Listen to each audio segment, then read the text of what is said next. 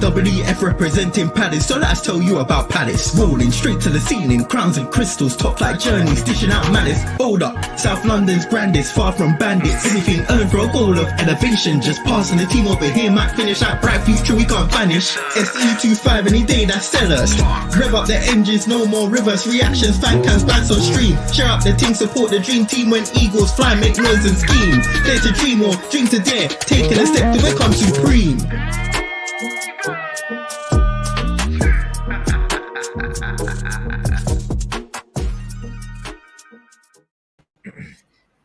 Yes, guys, welcome back to Eagle-Eyed Football, and welcome back to the start of the new season, the start of regular TACT-EAGLES.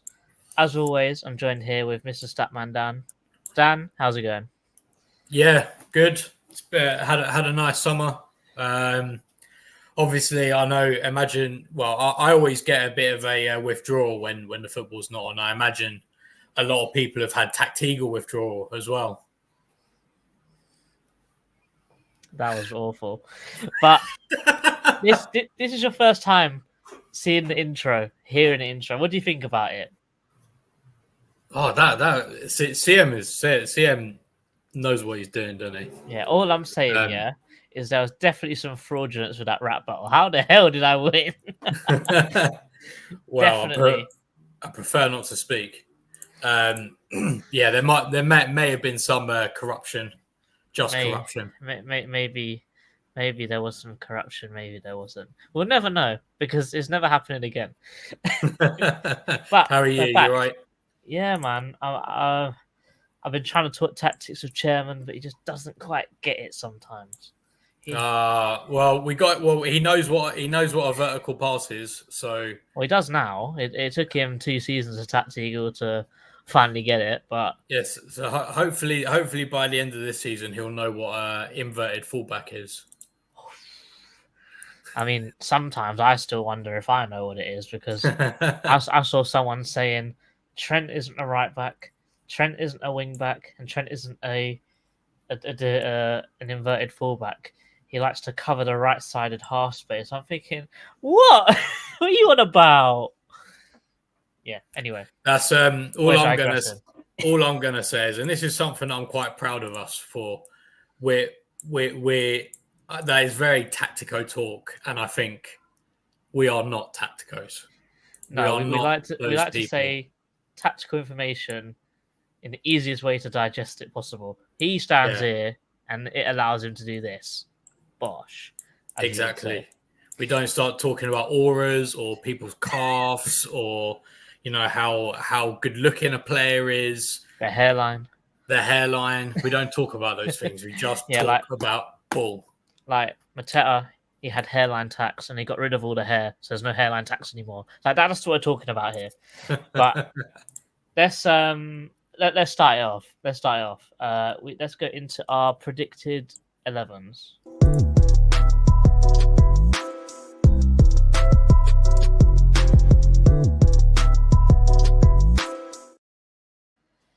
So, as always, before we can talk about the 11s, we have to talk injuries. So, we'll start off with Brentford. Here, they have De Silva injured, Henry injured, Hickey injured, and their new £35 million striker, Thiago, is also injured. None of them are going to be back for the game against them on Sunday. 2 huge misses there. Henry and Hickey, probably, I guess, outside shouts for some of the best fullbacks in the whole league, I would say, on their day. Yeah, I think I'm a big fan of theirs. I'm even a bigger fan that they actually picked up Rico Henry, I think, when they were still in League One. So that goes to show how good they are at picking out players. And with that, I imagine they're probably a bit of a shame that their new striker's injured as well. Even though I imagine, well, we'll talk about it, but obviously I imagine Tony will start. Yeah, of course. Moving on to Crystal Palace's injuries, we have got a potential injury to Chris Richards. There's a knock. He said he should be back for the game, but it's only a 50% chance. Chet Decore, 25%. He did feature in the second half against Nantes or Nates or Non or whatever. It is nonce. No, okay, Nonce FC. Dan, we're not doing this again. Don't say anything. And Mr. Mateus França, who's got a groin, hip, and a pelvic injury all at once with no Jeez. return date. You know, it's funny that he got that injury like a week after proposing to his missus in Paris. Well, I think we know why he's got that pelvic injury. I think that's what we'll say. But streets are saying that the contract that we signed, he's only got 2 more years to win that Ballon d'Or. So, Oh, really? yeah, it's only for 3 of the 5 years.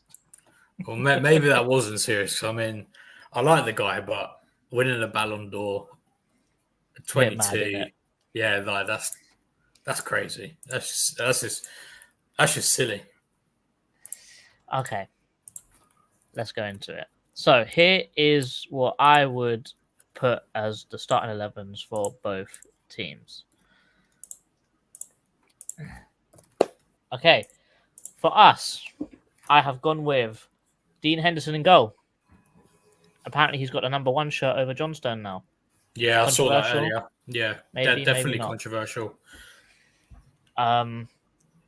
Anyway, the back 3, Gay, Anderson, and Riyadh. I haven't gone Richards here because of the potential injury to him, and I think that there is.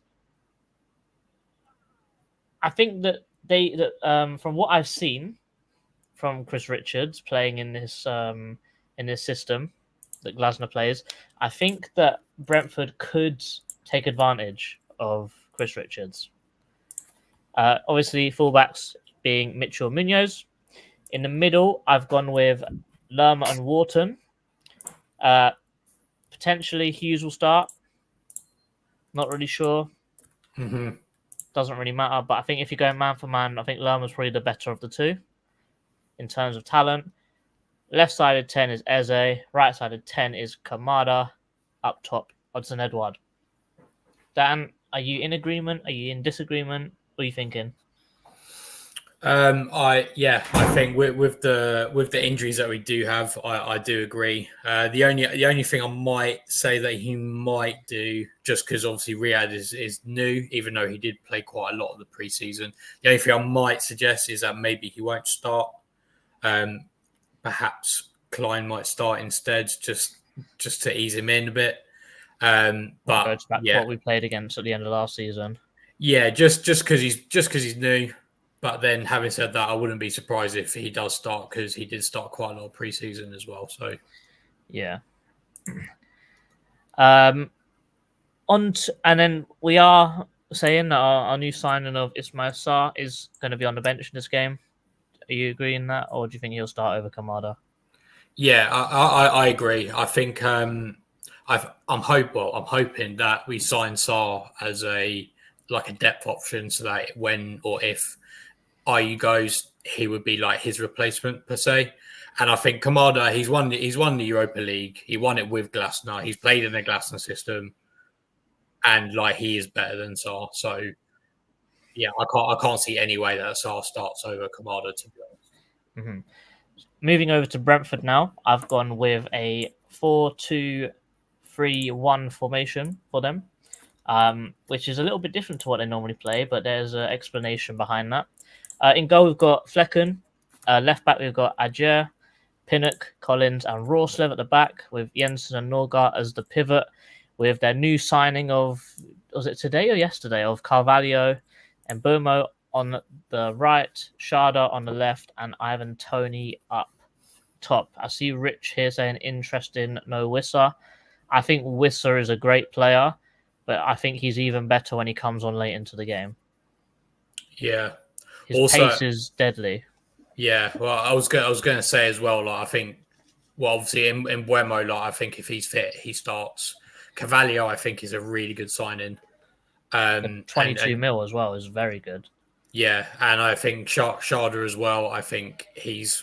I know he didn't necessarily hit the ground running last season, but I think it's maybe just taken a bit of time for him to get into it, and I think he'll be a good player for them this season.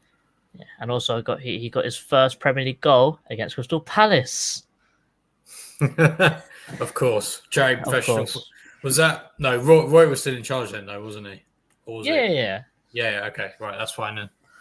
But it still applies. Like, you still score against Crystal Palace. Don't get me wrong. Even with a Glasner, you still score against Crystal Palace, because I don't believe we even got one clean sheet in our pre-season.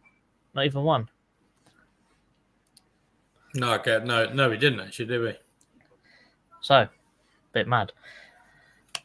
Okay. Let me talk a little bit about. Do you want to go first, or should I go first? I don't know. Put me on the spot. I guess I'll go first, then, if you're not ready. Yeah. No, I am ready, but I just didn't really think about it. Okay, let's do the comments, and then you can think about it. Big up the dog. He's very unhappy about Malcolm being on the bench. Malcolm's biggest fan. Big up Rich. Sorry about Malcolm. Big up Niall. Big up Nikki. Big up Damo. Rich is gas at TACT-EAGLE back. It's fine. I'll just watch Ozo instead. Doing well at Derby at the moment. Early sin bin for Dan's awful jokes. Big up everyone in the chat. No, I've lost it again. Matt Phillips is starting against Malcolm. No Whistler. Hughes will start. Sarr will shock some Palace fans. Don't get me wrong, he's a great player, but he's not Elise. And I think that's what everyone's thinking. Skinward, smash the like button, and big up to the chairman. Am I going to put you on the spot or not? Yeah, I'll go for it. Come on in.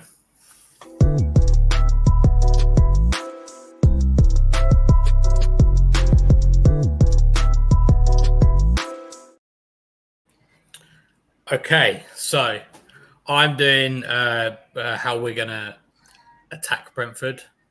So talking about their defence and how we can potentially get around it. So one good thing about this for us is that they have the same manager. They have Thomas Frank, and they are probably going to defend in a similar-ish kind of way. So without rehashing, because to be honest, I watched our one from last season along with the highlights of the games that they've played in pre-season. I think some of the things will be the same, so I'll just talk about those bits first, and then I'll talk about what I thought was maybe slightly different afterwards. So firstly, one thing to note is that they do. I think that they will. Well, last season against us. Last season they lined up in a 4-4-2 when they were kind of defending. So when the other team had the ball, that is something that they did. And like with any 4-4-2 team, that means that there are spaces. So that means that we have half spaces. We should have done a bingo. How quick? What minute? Yeah, what minute? So obviously you have these here. Put in the chat here when the next mention of vertical pass will be. These spaces here, and they're not only those spaces, but they'll also have spaces between the lines as well. So I'm not. This doesn't show it that well here, but imagine these players are spread out a little bit more. See, that gap is going to be a little bit bigger. So obviously for us, and you know what, it's actually quite refreshing, because when we did this last time in the video that I watched in preparation for this, we were still under Roy Hodgson.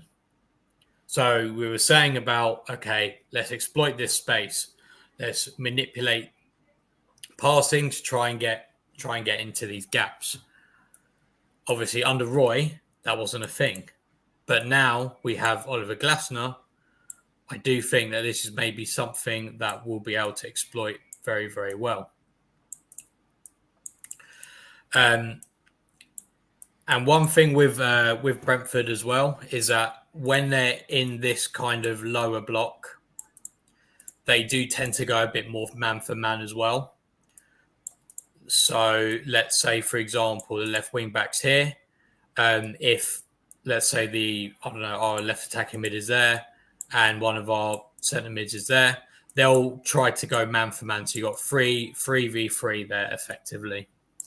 Now, the good thing with how we play is that we move around very, very well. So, for example, fly there.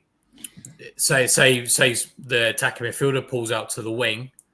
The centre mid is happy to go into that space, or even Mateta is happy to go in that space, or a lot of the time the other attacking midfielder may move to the side, and then you generate some nice overloads. And if we do manage to just escape, because they do play man to man, if you manage to escape one of those players, then you've already got an overload. So let's say, for example, you manage to play the ball here, receive the ball, and then Tyrick Mitchell, whoever the left wing back is, can make that overloading run, and then you've immediately got a 2v1. And I think that is something that Brentford weren't too good at last season, but they made up for it in different ways, which I'm actually going to talk about a bit later. Other things that they do is occasionally as well, depending on who they play, sometimes one of their midfielders will drop to make it a back five. Now, this is important for them because against us, because what we like to do is, let's just move it a bit further out, so it's a bit more like this. The reason that we have 3 attacking players so narrow is because that forces the opposition's line narrow. Because if you think about it, like if you was to go man for man there, as we saw, it only takes one misjudgment to then get like a 2v1. So that's what teams will generally do, and that's what Oliver Glasner's play will try to do. And then the reason why we then have aggressive wing backs is because we've created loads of space over here.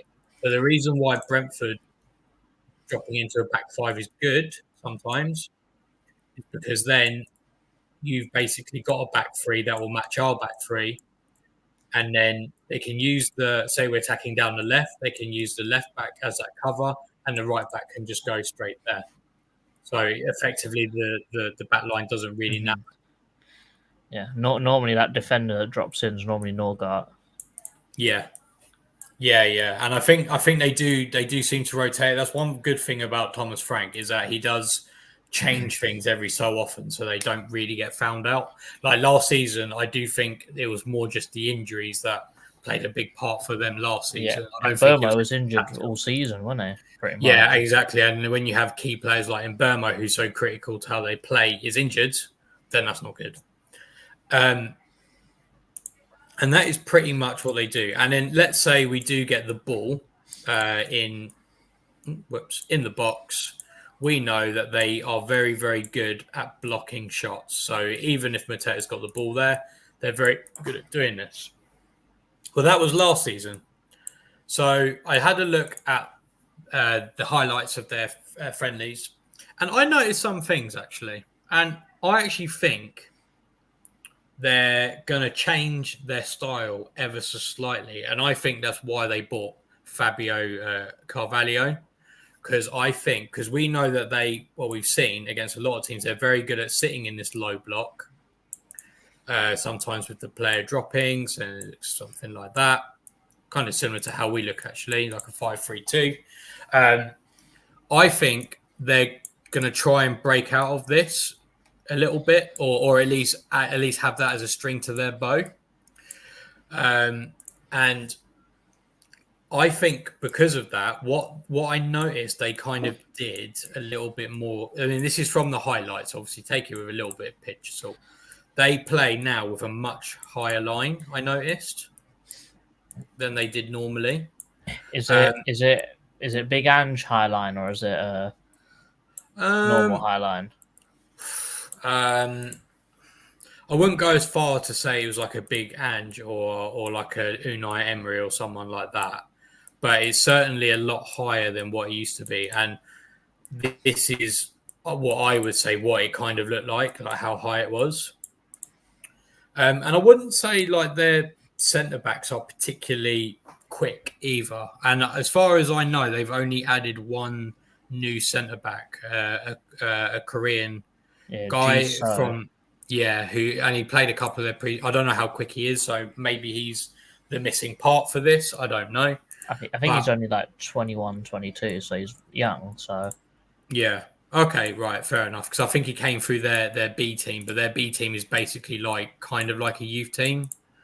That's how they work a bit weird, but yeah. But obviously, we all know the benefits of playing against the high line. Sometimes it's good because, like, if you're playing against, say, like a Roy Hodgson team, you know that you can play that high line and there's going to be no threat in behind. But I do think with us, we are because we like to play transitional football. We like to get them in states of transition. I think them playing a high line against us wouldn't be beneficial to them. Whether Thomas Frank therefore then changes this, I don't know. But this is just from what I saw before. But obviously, we know that Eze's happy to run in behind. I'm not too sure about Kamada, but if it's not Kamada, then Sarr is definitely happy. Even Munoz is happy to run in behind, and so is Mateta. So we got lots of players there who are happy to exploit that high line. It'll be more Edward, no, because he's on holiday. But sorry. Oh, yeah. Sorry, yeah. So it'll be Eddie. So he's changing his whole thoughts now. Okay, so maybe not so much then, but I don't know, because I think the thing is, there's a difference between chasing a ball when it's tactics from, say, Roy, where he's just lumping it without really thinking about it, compared to Oliver Glasner, where there is actually like a method to where the ball gets kicked long to. So hopefully that's the caveat, but we will see. Or who knows? Maybe he'll even play Sarr up front or something like that. I don't know. We don't know. He's done some interesting things before, so maybe he'll do it again. I don't know. But some things that I thought Brentford were not very good at, because this high line, is positive or negative. It just depends on who you play. Now, one thing I noticed was they were really bad at defending set pieces in pre-season. So they drew 4-4 to Wolfsburg the other day. 3 of the goals they conceded were from set pieces, and not direct. Can I say though, one of those set pieces, Maxence Lacroix, who were actually looking at Bayern, what a finish! Oh yeah, it was a very good finish. What a finish! Especially from a centre back as well. Yeah, basically on a half volley, just smashed it in the near post. But even still, though, like you saw how high translated to their set pieces, how high their line was. You just got to time it right, and then like he was in behind. And the same with corners as well. Like I think they conceded 2 corners in that game. Yeah. And I watched all the highlights of all their preseason games, and I think they conceded another corner goal against Wimbledon, who are obviously like League 2, so the quality's less there. So I think that might be a little bit of weakness for them. Also, as well, another thing. So are you saying that in the time we're going to play against Brentford, we're going to score our first corner in 732 days? I counted it. I did the calculations. You know what? I will back that. Well, first game of the season, we score a corner. And if we score a corner, we're getting Europe. I might even put a bet on Bet365 because I wonder what the odds are on that. So, but we will see. The other thing I thought that they weren't very good at, from what I saw, was they really weren't very good at when they were kind of in this kind of area. Like, so they weren't in a low block. They were kind of in the middle of like being somewhere further up the pitch to kind of about here. When they were there, I thought, well, to be honest, actually, even when they were in like quite a low block, they really weren't very good at defending these half spaces. You can see that. Can you see that highlight on there? Yeah. Oh, yeah, cool. Like these half spaces, they were really not very good at defending them. I don't know why this is. I don't know if it's because they don't have any fullbacks at the moment. I don't know. Well, it must be soon then. Sorry, Nicky.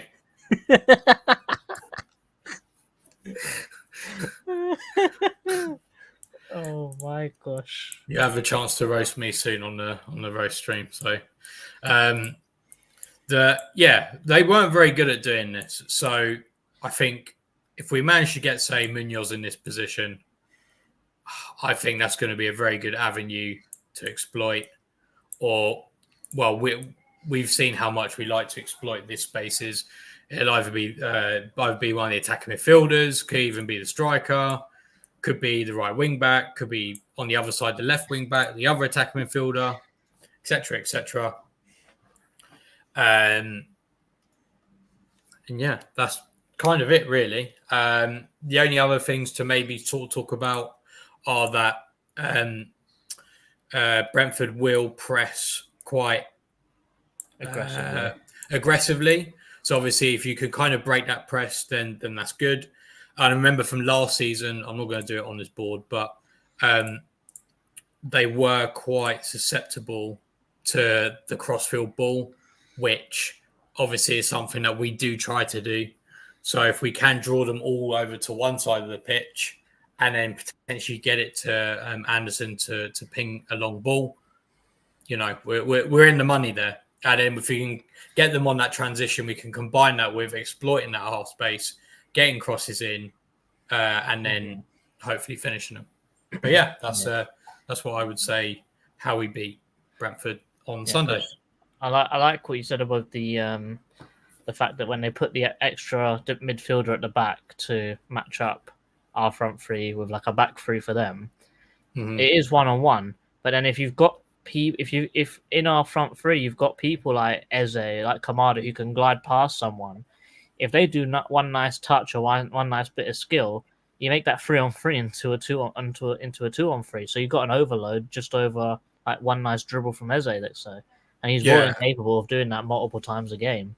Yeah, exactly, and I think like that's one of the reasons why you very rarely see teams always go like exactly man for man. Because the thing is, if it does fall apart for just a one bit, then it all falls apart. That's why you see a lot of teams kind of doing like a little bit of zonal and like a bit of zonal and a bit of man marking. We'll have to say that Rich got his prediction wrong for when that certain thing will be mentioned. Big up Will. Pat obviously said if we score a corner, Nicky goes bold. I back it. It said if you put in a bet on Palace scoring a corner, you've got a serious gambling problem. Seriously seek help. If the fun stops, stop. I'll see what the odds are, and maybe I'll put a $5 on it. Who knows? All right, cool. Let's get on to how we can actually defend against them, because they seem to, they may concede a lot of goals. Boy, do they score goals as well.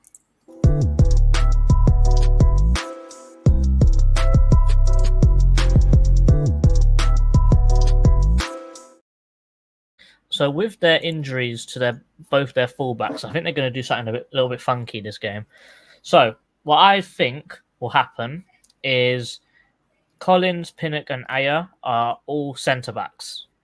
So what I believe will happen is something like this, and then they will shift over into a back three. This means that they sort of develop their front line into something that looks either like this, where you've got the two wide guys, two up front with a 10 in the middle. But also if they're playing someone, let's say that they want to dominate the game against, which very well could be a game like Crystal Palace, they would line up like this. We'd have basically 5 up front, and their 2 DMs would step out a little bit more. So they'd sort of turn themselves into a 3-2-5 formation, very similar to what Man City do. And this is so they can have like as many passing options as possible going forward. So if they're running into the box, if they're in the box, they want to have as many passing options as possible to hopefully keep possession of the ball, even though you're high into the opposition's third. Things that we know from Brentford and Thomas Franks is that they, as Dan said, they play a very transitional style of football. They like to, as I said, they like to use interplay to get the ball up the pitch as fast as possible, where they'll get it to one of their strong runners, like Tony, like Mbermo, like Carvalho, like Sharda. They give them the ball and give them space to run into, to maybe take on their man, kick the ball and run, or maybe take it as far down the line as they can and pass it inside. They've got a lot of options. They are one of the teams last season with the lowest pass completion percentage, but that is because they take the most risks when passing. So even though they may have a lower pass percentage, they make a lot more chances and a lot more expected assists from the passes that they make. Because they, instead of all their passes, just around the back, they'll get the ball down the line and then they'll put the ball straight in the box. They won't mess around with it very much, so they're very direct. As Dan said, they are not so good at set pieces, at defending set pieces this year, but historically, Brentford being in the Premier League, even Brentford in their Championship promotion season, they've always been good at set pieces, about attacking set pieces. I believe they've got a long throw in Jensen as well, which is something that we've historically always struggled with, even when we have got the players we have, is just long throws and corners we're just not very good at. And as Dan already alluded to, they play their high line. So they do that to keep the tempo up and to keep the pressure on if they've got us pinned back in their own half. And as Dan said as well, it can be undone as easily as they put the pressure on. But Palace in pre-season. Obviously, we can't talk about pre-season too much because it's pre-season. It's just getting everyone fit, getting the tactics going, getting everyone back in the swing of things, basically. But there were some things that I saw in the Nantes game. First things first, I think that the opposition that we probably played in America was probably slightly better because it was other Premier League teams. But it still is a bit concerning to me about that we're right at the end of pre-season and there's still a few glaring issues in that team. I don't think it was a flawless performance. Granted, we made a lot of chances, but I think there's still stuff we need to work on to be serious candidates in getting top 10 this season. So the first thing I saw was the fact that if we get dispossessed, we've got nothing to make up for it. And I say that so there's been a few times where Adam Wharton, who is a player that I would almost trust my life to have the ball, got dispossessed. And obviously he loses the ball. You're thinking, okay, cool.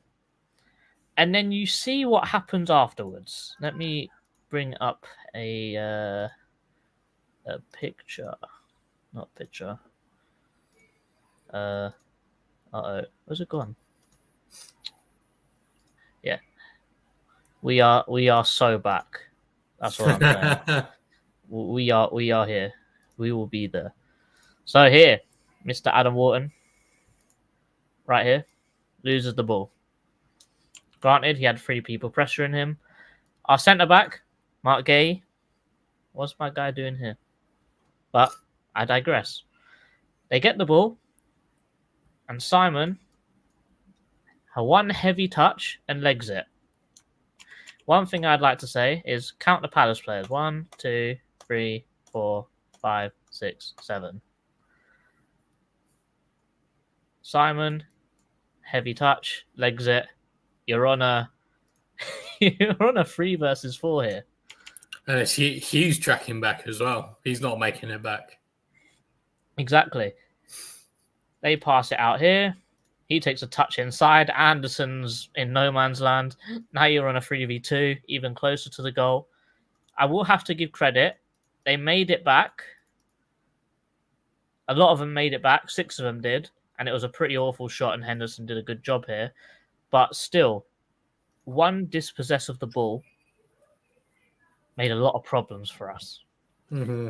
And because of their fast interplay, this is why I was thinking that maybe Richards probably isn't even the right call here, even if he was fit to play.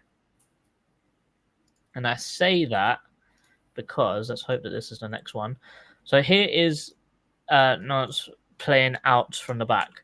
Goalkeeper plays it to their left back.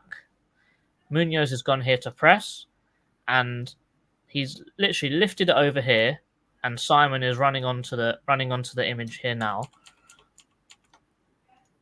And you see Chris Richards pushed up extremely high, trying to get man for man. He's a very aggressive centre back. He's trying to make this distance.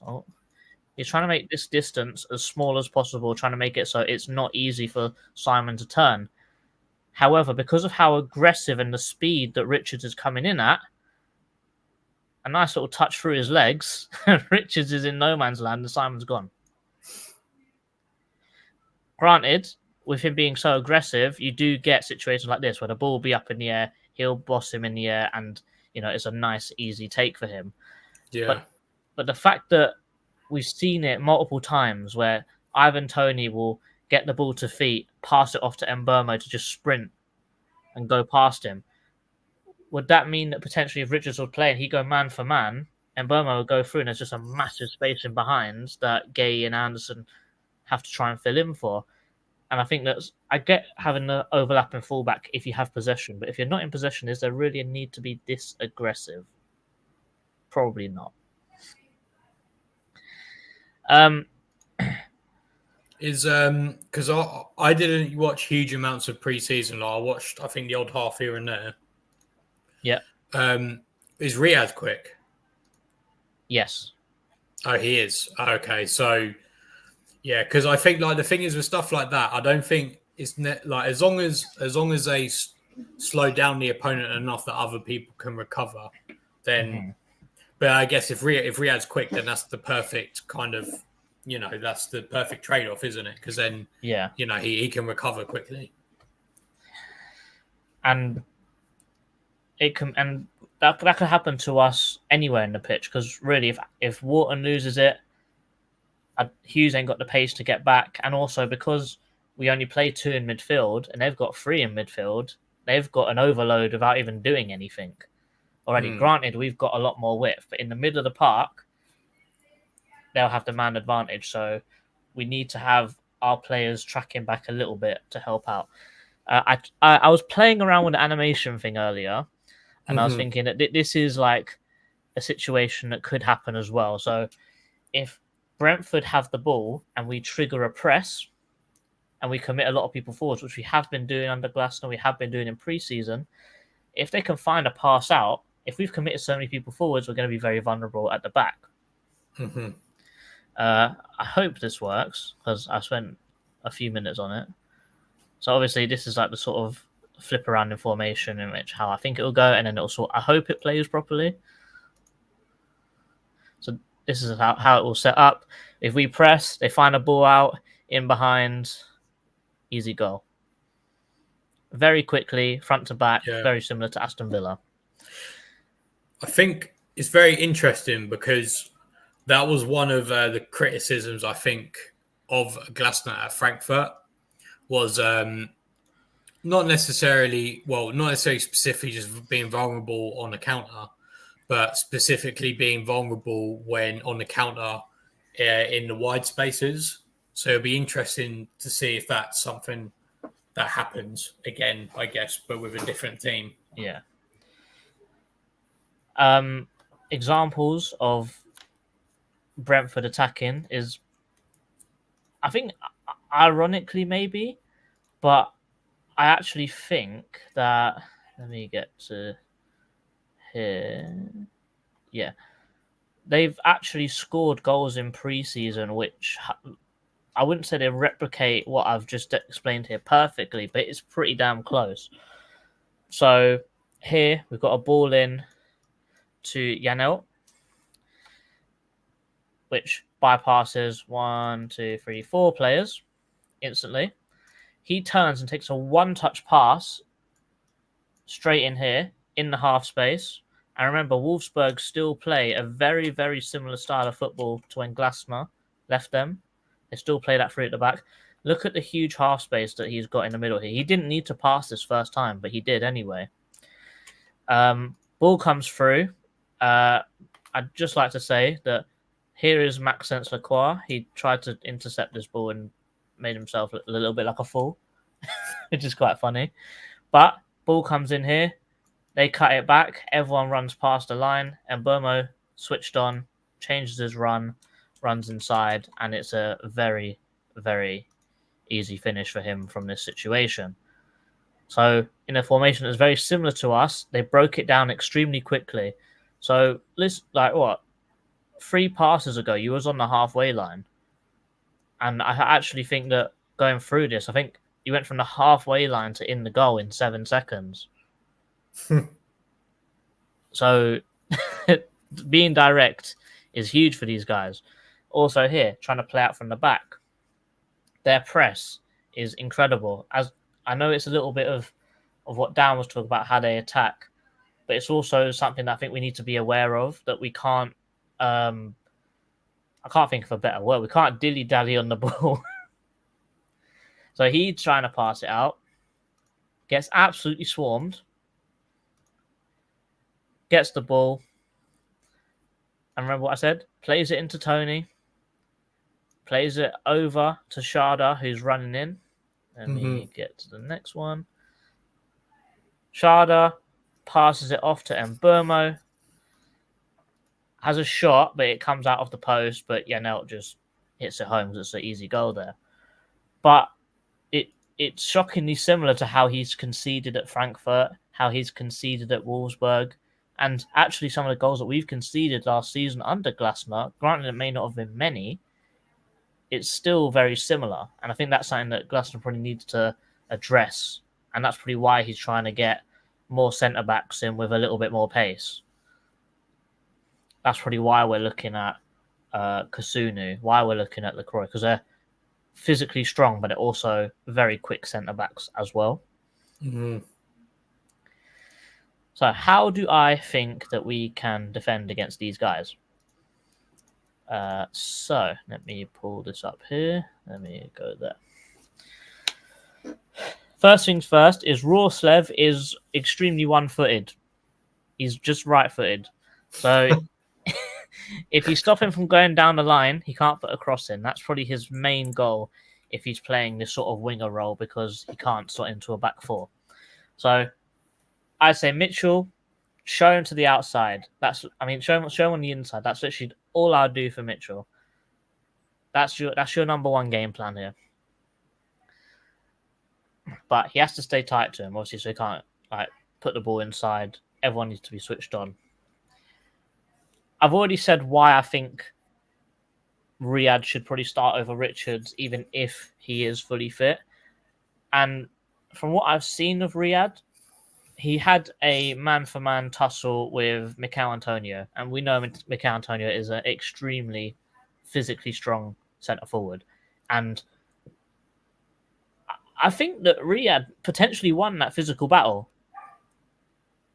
So I would say that to stop this link-up play, I would have Riyad being as close to Tony as possible. Granted, not following him around all game, but if Tony's trying to press the back line, I would like to see us try and keep Riyad as close to Tony as possible. So if Tony's moved inside here, I'd like to see Anderson make way a little bit and allow Riyad to follow and stay close to Tony.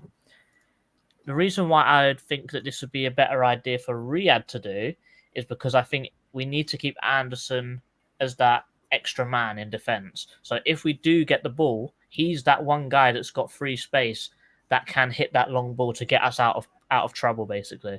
So if we've got confident centre-backs on the ball, like Gay, like Riyad, if they can find a pass to Anderson, who maybe drops a bit, or maybe can find a nice pass to him, he's very capable of being in this situation and finding a Eze out wide, finding a Kamada making a late run. He's very capable of doing this. Let me move these guys back.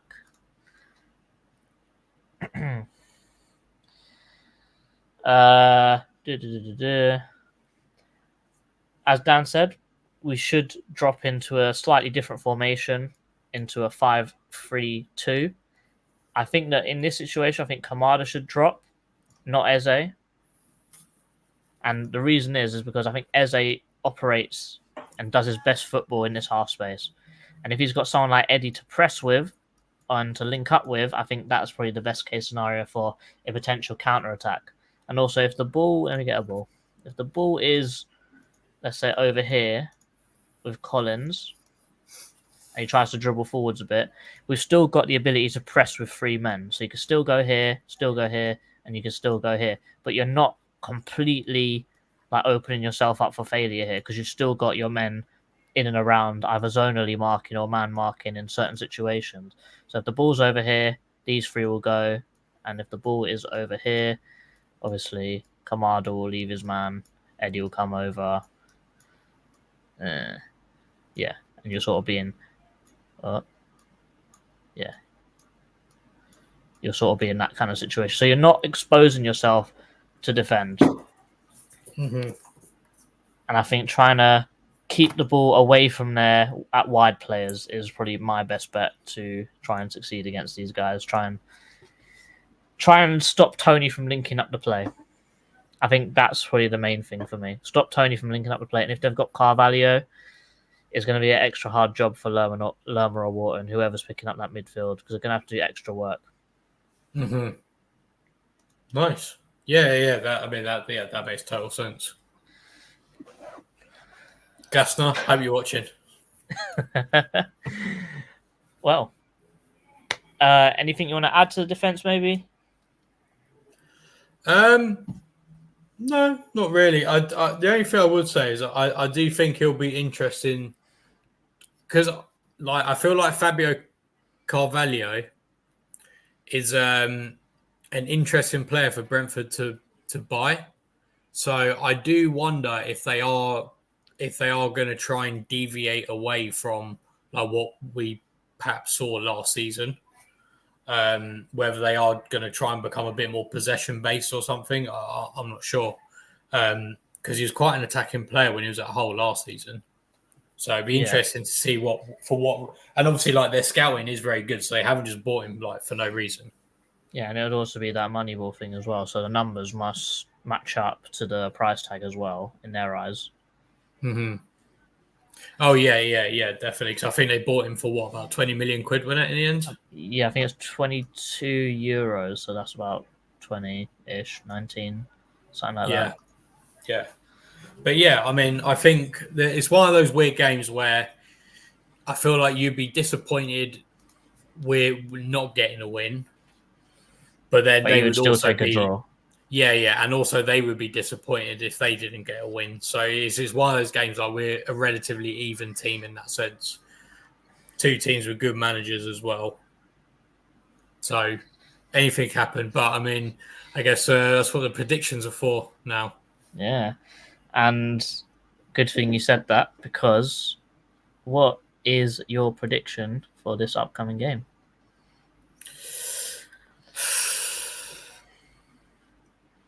Well, I don't think either team's actually won a game. I think every game's ended in a draw, isn't it?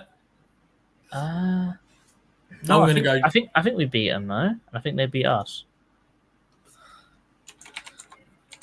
I'm not sure. I'm going to go. Let me Google it. I'm going to go. Oh no, we beat them 3-1 last season. Oh yeah, of course. Oh yeah, we beat them at home, didn't we? Oh yeah, they were awful. I'm going to go 2-2. Okay. I think because the first game of the season is just so, no one knows what's going to happen.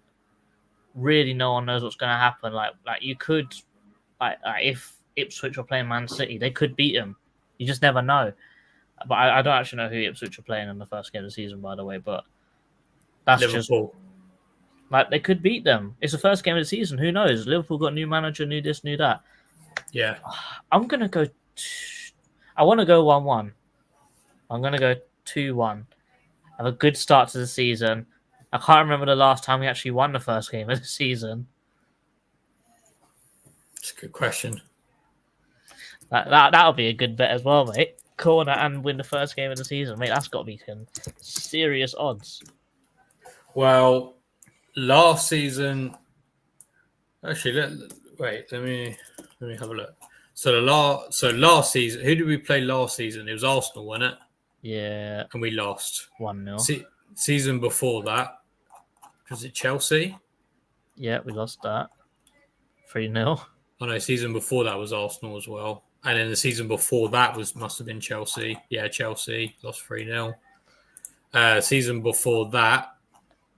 Oh, no, we did actually win that one in 2020-21. It's 4 years ago. Yeah, we beat Southampton 1-0. I mean, to be fair, that is 4 years ago, but 2 of them were Arsenal and 1 was Chelsea when they were still all right. So, Yeah. Oh, yeah. 1-0 Sheffield United, first game of the season. Last year, we won. I am waffling differently. Red F, big up. oh chill yeah, out, of course you did. Why big did? up. Oh no, Arsenal was our first Spiritual, home big game, up. wasn't it? Yeah, that's probably why. Yeah, why we that's both what I'm bought it. thinking. Yeah. All Yeah, right, I'm gonna go 2-1 Palace because I think that we've done decent in the transfer window. I think we've actually got good players to ring off the bench as well, and I think Yeah. and I like to say that we're gonna ride that wave that we was on at the end of last season. On that note, what was our record? So the end of last season record was. So from Glasner's first win, let's do it from Glasner's first win against Liverpool, wasn't it? 1, 2, 3, 4, 5, 6, 7 games, won 6, drew 1. So, yeah, if we can keep up that form, yeah. So you know why Champions of England. So you know why every team in the Premier League wants all of our players now. Yeah, finally, people can see, and they don't have to deal with Roy Hodgson tax anymore. Yeah. The only thing I am worried about though is so many neutrals are rating us, and I'm just like, oh no, that is the kiss of death. So I am prone to a good old time of doom scrolling on TikTok, and I would say that TikTok has got worse ball knowledge than Facebook. Oh, that is saying something. And that is saying something. Do you know? And because there's some really certain man them that go on their little TikTok live and they start speaking about their Prem predictions. And I've seen Palace in 6th quite often, more than once. And I'm sitting there going, this is not good. This is not good. Even with Elise, I still don't think that's possible. Yeah, I think even if we have a good window and Elise stays, I don't think that's happening. Yeah, because the thing is, like, you have so many. I mean, it's hard to say, really, isn't it? Like, obviously, you'll have like the thing is, you'll have like obviously City, Arsenal. I think Liverpool will be up there, even though they do have a new manager. Spurs, I think, will be up there. They've made some good signings, didn't we? Well, I think, yeah, we were interested in him, weren't we? But I mean, he done well at Feyenoord. If he could implement what he did at Feyenoord in at Liverpool, then I think that he'll be good there. Spiritual here says, "What's wrong with Palace at 6th?" I'm backing it. It's the fact that neutrals think that Palace are going to be 6th is the problem. The second neutrals and big club supporters start rating us, that's when it all goes downhill. Trust me. We like being the underdogs. We are best when we're the underdogs. Mm-hmm. But other than that, Dan, I think that's about it for this game. So you predicted 2-2. I predicted 2-1 Palace. I bet you'll be 1-1. It's always 1-1 against these guys. But guys, thank you very, very much for watching. TACT-EAGLES will be on Tuesdays from now on. Tomorrow we have got the forfeit stream. Thursday we have got a something that should have come out a few days ago, but the edit took a little bit more longer than we thought it was going to. So little surprise for everyone there. Friday will be the preview. Saturday, I don't think anything's happened on Saturday, and then Sunday, unfortunately, none of us. I don't have enough points to get a ticket, so unfortunate. Anyway, guys, thank you very much for watching. As always, up the Palace. Up the Palace. Eagles. Eagles.